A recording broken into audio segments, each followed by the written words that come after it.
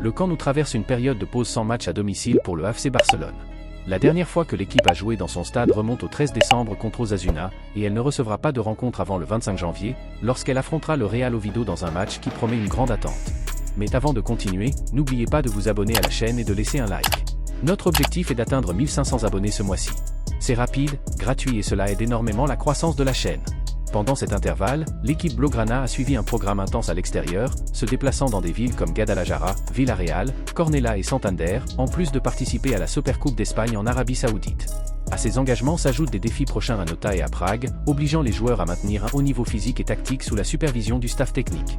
Cette absence de match a permis aux travaux de rénovation et d'agrandissement du Camp Nou de progresser de manière constante, sans les interruptions habituelles des jours de rencontre. Seules les fêtes de fin d'année ont marqué une légère pause dans l'activité, respectant les jours de repos. Cependant, les images partagées sur les réseaux sociaux montrent des avancées notables, surtout dans le troisième anneau, où les tribunes préfabriquées commencent déjà à prendre forme et couleur. Le Barça a présenté à la mairie toute la documentation nécessaire pour obtenir la fameuse licence de travaux C, qui permettra d'augmenter la capacité du stade de 45 000 à 62 000 spectateurs. Obtenir cette autorisation représente une étape clé dans le plan de modernisation du stade et dans l'amélioration de l'expérience des supporters. Initialement, il était prévu que le match contre Oviedo marque la réouverture du secteur Gold North, l'un des plus attendus pour son emplacement privilégié et ses nouvelles installations. Cependant, aujourd'hui cela semble peu probable en raison d'obstacles techniques et administratifs, notamment liés au plan d'évacuation de la zone maternité, qui nécessite encore une approbation finale. La sécurité du public est prioritaire, tous les protocoles devant être vérifiés et validés avant d'autoriser l'accès. Dans les prochains jours, une visite technique de la mairie évaluera l'avancée des travaux et déterminera s'il est possible d'ouvrir cette zone prochainement.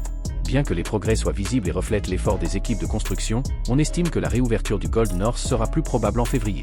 Cet agrandissement n'augmentera pas seulement la capacité du stade, mais offrira également de nouvelles commodités, une meilleure visibilité du terrain et un environnement plus moderne et sécurisé pour profiter des matchs.